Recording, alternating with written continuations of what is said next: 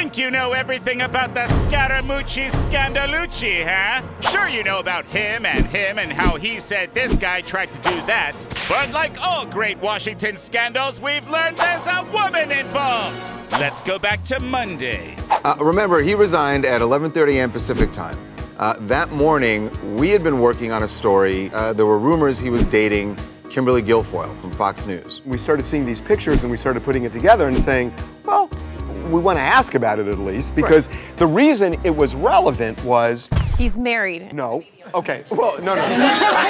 It's relevant because she was at a dinner with the president and the mooch the Wednesday before. This was the dinner that leaked out that where he went nuclear and, you know, said all those horrible things. We were thinking, it didn't make sense. Why would he be so upset? Well, because he admits he was worried whoever leaked it was trying to spread the rumor about him and Kimberly. So we made some calls. Scaramucci's people said he and Kimberly are just friends. Her people said the same. But our inquiry circulated. Around the West Wing. Yes.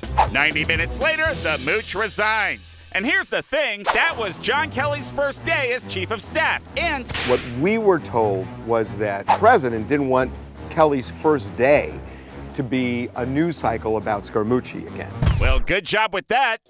So apparently no sex scandal, but still ousted because of questions about a rumored sex scandal. There should be a term for that. I think you just got mooched. Mooched. That's the story of the mooch. We're TMZ. If you like our vibe, click on that button and hit subscribe. We'll send you more.